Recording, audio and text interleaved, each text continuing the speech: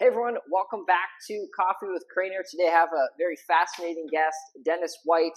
He is a visual artist, muralist, experiential art. He also focuses on, has painted over 700 murals, from my understanding. And today we're at the Gibson Gallery, where all of his art is on display, and they all depict songs that you're a fan of, I would imagine. Yes, that I've liked over the years. Just that speak to me, you get a sort of a picture in your mind's eye when you hear a song. Yeah. So I've tried to portray it on campus. And how long is this on display for? This is on display until September 7th. The reception's on the 7th of September. Excellent. It'll be closed this weekend, but after that it will be open every day. Very cool. So Dennis, if you don't know, is a very well-known artist locally throughout Windsor, Essex, and has painted everywhere. And his son Dylan White also is a painter and a muralist as well. So the duo makes sure that they cover the streets and the walls of our community with beautiful art. Now, Dennis, you started at a young age in painting. Was it 28? I was 28 years old. Yeah, I hadn't painted before, and I never thought that I could. I was in the mall one time in London, and I watched this guy. I stood there. I was living in London at the time, and I stood there and watched this guy, and I thought, oh, I'd really like to try that. I think I could do some of that. Yeah. And then for Christmas, my wife asked me what I wanted. I said some brushes and some canvas, and she said, for what? I said, well, I'm going to try painting. That was the start of it. And you've done this for your whole career? No, I worked in treatment and alcohol and drug addiction. Okay.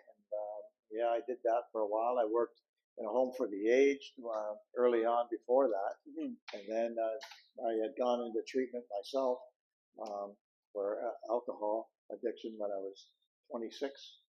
So it wasn't until after that, I kind of looked at art. Yes. And for you, is it like, what about art do you enjoy? Is it does it relieve stress? What is art to you? Well, therapy? Sometimes it's frustrating, but for the most part, it's just, there's something about being able to be creative. And when you can put your thoughts or, ideas on paper or on canvas, and then I found lately that this last couple of years, with music, there's certain songs that really stir emotion in people and myself. Mm-hmm. And so when I'm able to portray that and it touches somebody, then it's a pretty awesome feeling. Yeah, absolutely. And all of this art on display, members of the community can purchase it. It's not just your personal collection. I imagine you have some pieces that are not for sale. There's a few that my wife really wants to hang on to, but for the most part. And out of all of the, we'll just go with paintings. Is there a favorite painting that you've created? Well, this one, you can't see it on the camera, but this one here is, I like the lighting in it. I just worked hard at capturing the light. Yeah, I can see that. And that's a song that's written by Trent Reznor, but Johnny Cash made it famous, really, and it's about drug addiction, and it's a pretty interesting story. Mm-hmm. And now your son's also involved in the family business. Right. How did that start? Did you hand him a brush? And well, he was always good ever since he was a little kid, and when I got the contract with Pet Value, I was really frustrated one day, and I just couldn't get what I wanted to do. Mm-hmm. And I went away just to kind of clear my head, and I came back, and he had it done. What I wanted, what I was struggling with, he had it done, and we found that. So right from that day on, we worked together ever since that day. And so there's certain things that he gets frustrated with that I can just do like that, and then other times I'm frustrated, and he'll just, or he'll walk in and he'll see something, and he'll go, oh, that's just not right, and I can do that to him, and we don't take offense to it. We just go. And sometimes you feel like, oh, I got to do this again. Yep. But and would you say you have the same style? No, totally different. Really? Okay. Yeah. How would you describe your style? Well, one of the things that we both do is we're changing our styles all the time because both of us approach pictures like we'll paint a certain way one day and then paint another way another day. Sometimes we'll bring out the airbrush a little bit. I used to bring out the airbrush a lot when I was younger, and I was fascinated by it. But today I don't use it very much anymore at all. You know, so And what are the tools that you're using? just brushes, Just brushes. dollar store, Really? Yeah. Okay. and all the paintings are house paint. I don't use artist paint. Yeah, so it's just. So where you picking up your house paint? Well, I go to Home Hardware and I just Really? go Just off the shelf. just off the shelf. Yeah. And I would say not many artists do that. No, no, it's And you can't tell. no, you can't tell. No. I think you can. I think yeah. Well, with oils for sure, you can get a lot of bright color, but I've never used oils, and you know, I really want to take a stab at it. Dylan thinks I'd be good with oil, but because he's worked with them, but I've never worked with them. So. So it would be how many years doing this? Well, I'm 69 now, so minus 28. Yeah. You figure it out. Yeah. I know somebody already watching has already figured it out for us. But so I guess throughout all this time, you've been painting for a while. Does it ever get exhausting at points, or is it something that you just are extremely passionate about, and every night you want to put paint to paper? Well, since I got the music thing going, there's always new songs, and people ask me to do commissions and stuff like that. And I just have no interest because my mind's always working on the next one I want to do. And if it touches somebody and somebody purchases it, fine. I've gotten totally away from I don't. It doesn't matter to me if it sells or not. Yeah. Because the passion is there. Where it's nice when it does, but that's not the reason that I do it. Yeah. I'm not trying so much to make a living at it. I do make a decent living at doing the murals for Pet Value and stuff like that. So yeah. And do you still? We're still doing them. Yeah. For Pet Value. Okay. Working on one this morning. Yes. Wow. And so you have to travel quite frequently for that. We had a studio before COVID hit downtown, and we were in the basement there at the Heritage Square. And then things kind of went south for a little bit because things dried up. They didn't know what they were going to do, and we did, so that lasted for about a year, but it was enough to, questionable. So we ended up going to Dylan's garage and then found out that it works just as well. Really? And so we do them on aluminum panels. The average one is 14 and a half feet long by 6 feet high. And then we ship them out. We package them and ship them out. Well, that's easy. It's less travel for you. We have gone to Toronto and painted on site, like on the wall.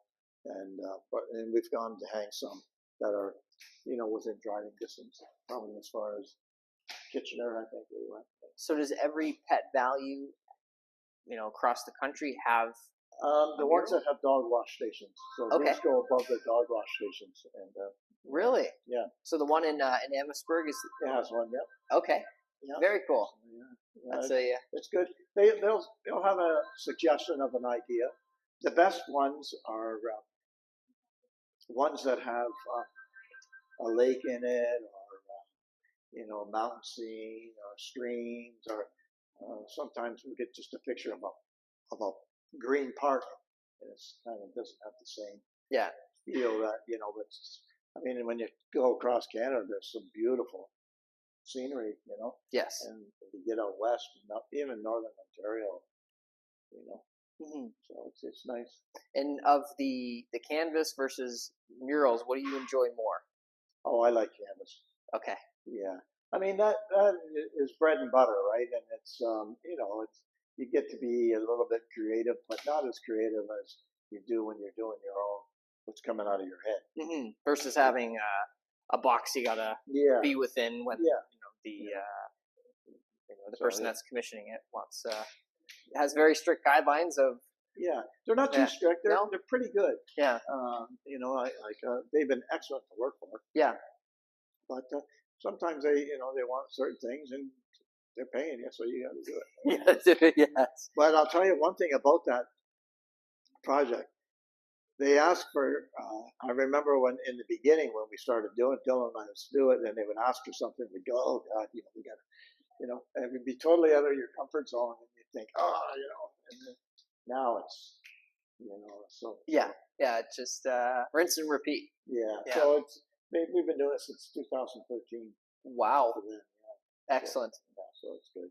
Now you have a couple other projects that you've been a part of, and we have it here. It's a book, In Pursuit of the Golden Key. Right. It's a treasure hunt, and it has beautiful paintings throughout. And you also partnered up with Stephen Gibb from Amherstburg. Yep. He's been on the podcast too. Tell us about this book here. Well, just when the War of 1812 bicentennial was happening, back up a little bit. When I was young, a friend of mine in London, when I was living there, he had a cousin in England, and he had did a treasure hunt book, and I was always fascinated by the artwork, and when I saw that the bicentennial was coming, I thought, well, geez, this is a great opportunity to do something like this. So I went to Steve and I said, I gave Steve the book. I said, I want you to read this, and then tell me what you think. I said, I think we can do something like that. Anyway, he said to me, did you have this book and show it to my brother-in-law years ago? And I said, yeah. And he says, Jackie, his wife, remembers that when she was like 10 years old. He used to read it to her. So it was just like we just went and it just went boom, boom, boom, boom, boom. So I wrote the story and all the riddles and stuff like that. And, and then Steve and I collaborated on the artwork. And so was it a physical treasure hunt? It was a physical treasure hunt. Yeah, it was what they call an armchair treasure hunt. So you could do it from anywhere in the world. And we sold books in Japan, Europe, and it got to be a headache, to be honest with you, because I ended up getting tied to having to answer questions. Like the whole idea was they would check online, and so I'd have to be there all the time. Yeah, and then it got to be every day. How did it work exactly, the hunt? Well, people would read the book, and there's a riddle, and then an artwork to go with the riddle, and then you have to figure out, and there were, puzzles in there, and then each page had a mathematical thing, and then it would lead to, so the end result was discovered by somebody that lives in Essex. There was a woman that homeschooled her kids, and this is the thing that made this whole book worthwhile. One incident, she told me that when you homeschool your kids, you're basically allowed to take them on a field trip, just like any school does, right? So it's part of their curriculum. So they take the kids on a school trip. They went to the Brock Monument in Niagara Falls, and they're there, and this guy's giving a tour, and he's telling about all this stuff, and he's asking questions, and these kids knew the answer to everything he asked. He said, how do you guys know this? They said, it's treasure hunt book. So and they're the ones that solved it. It took 6 years to solve it. 6 years? Yeah. And the final puzzle was, it was written in reverse, and it was corner fence post, 291 Ramsey Street. And that was my address. And I just hid the key in the fence post. So they found the key. Yep, they discovered it, and then she called me and said, she wrote it out. And what did they find? So was the key that was there a cash prize? Well, the cash prize was $10,000 cash. that Wow. Steve and I made from selling the books. We didn't make anything over and above that. Yeah. It was All went to the hunt. yeah. Yes. And Precision Jewelers was kind enough to donate the key. They Steve had designed the key. They had fashioned it, and so that was Really? fun. Yeah. And when was this? 2012, 2012. and then it was discovered in 2018. Really? Okay. And I was so glad that it was over. That's a long. Man, did you think it'd take 6 years for somebody to crack the code? No, because I got worried. I thought, I got worried that they were going to find it too soon. Yeah. And then I got worried that nobody was ever going to find it, and they would think it was just a farce. So that They took so the cash and ran. well, yeah, and then you get panic inside of you because you think, oh, what, and then so it came down to we decided that we were gonna kind of bring the book to an end and donate the money if nobody had found it, and then what that did, it sparked interest again, and people really worked harder at it. Yes. And you came up with all the math questions. Yeah, all the riddles and stuff like that. Yeah. Wow, very cool. Now you talked about that that lady that was homeschooling her child. When you create art, people have a certain reaction and feeling with art. Are there any other experiences you've had when you've displayed art or shown off a mural to the owner? Any experiences that were very heartwarming for you in this field that you can remember? Well, I think I had a garden show last year. Yeah. And that's when I invited a lot of friends and family, and then friends of family, and friends. Mm-hmm. I didn't sort of open it up to the public, but I mean, if somebody came by and they wanted, I think you came by. I was out of town. I wish I could have. Yeah. Yeah, but I remember it was in your backyard. Yes. Yeah. And then so there were moments there where people were crying, different pieces. Really? Yeah, and that meant a lot to me. Yeah. There was that one over there, the dance. Yep. By Garth Brooks.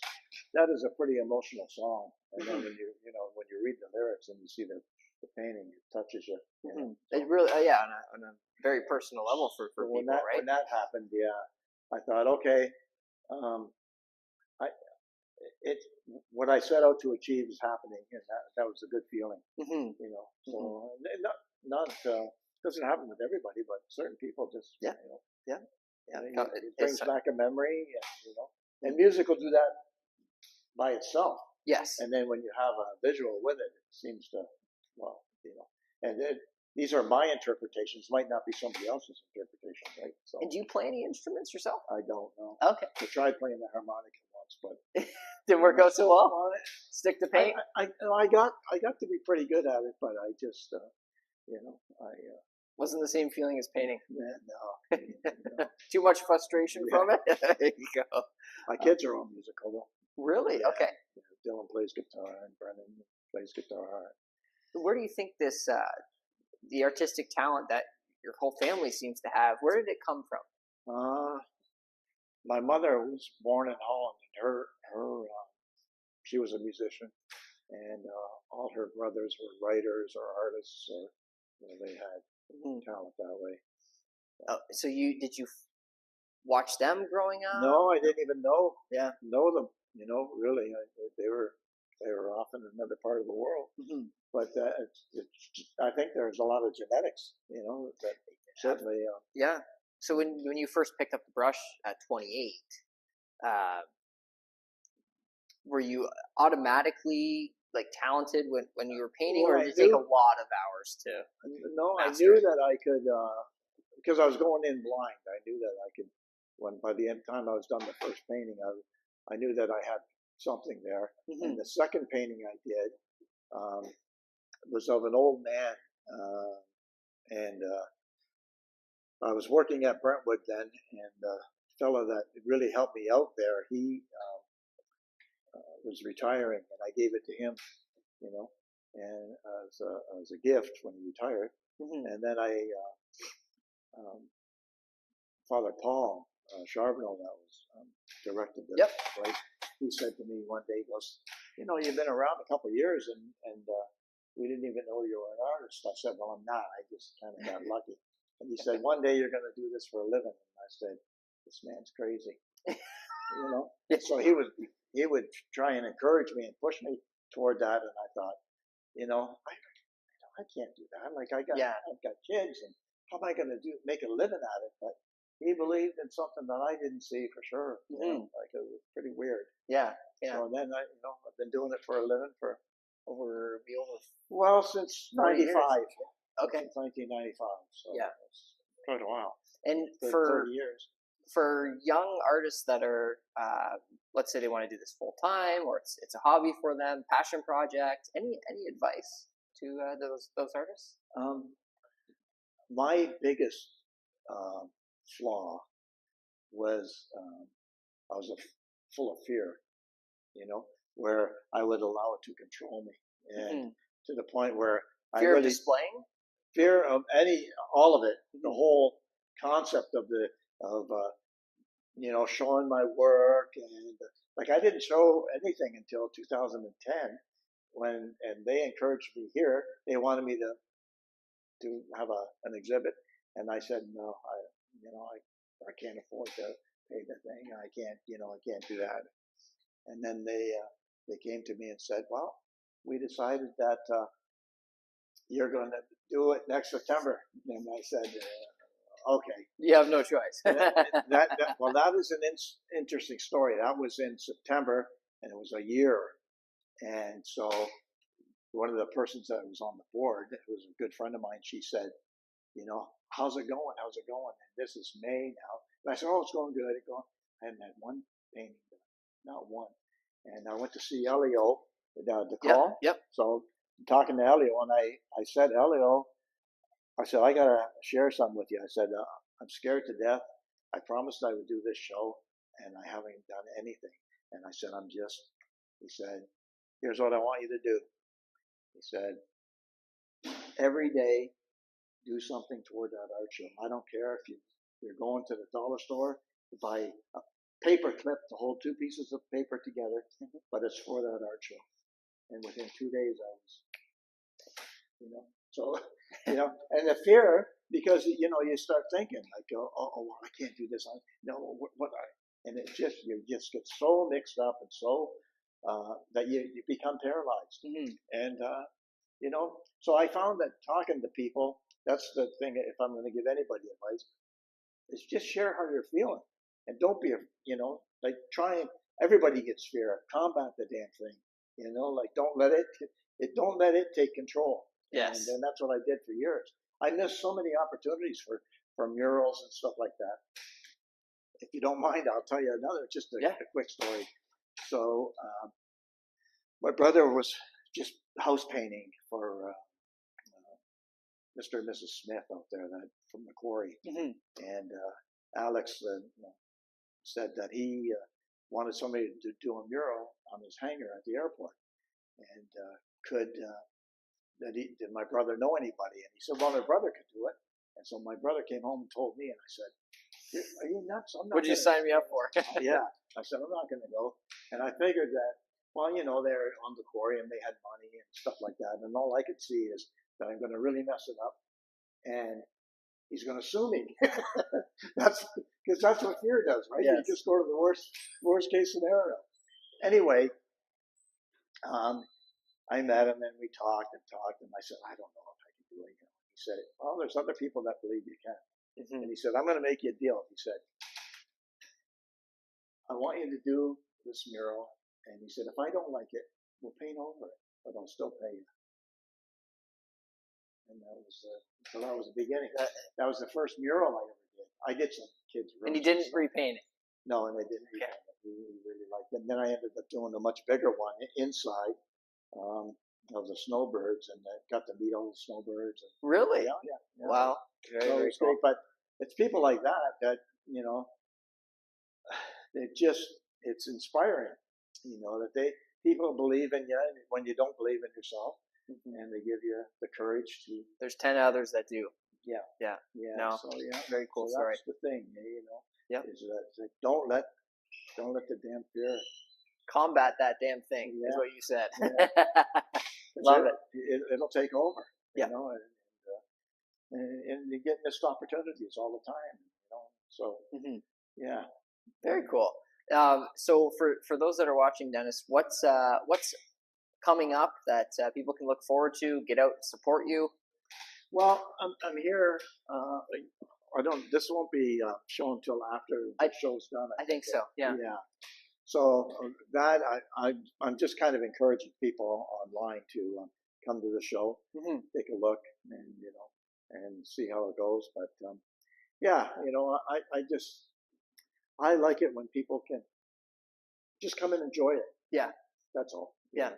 Awesome. So yeah. And do you have a page where folks can look at your Yep. art? There's I have a website, DennisWhiteArt.com, Awesome. and then I have a Instagram page that my daughter started for me because I don't understand all this technology, but it's called Rhythm of the Paints. Yes. And that's a takeoff from Paul Simon, from Simon and Garfunkel, from his album called Rhythm of the Saints. Ah, okay. So that's where that came from, yeah. Yeah.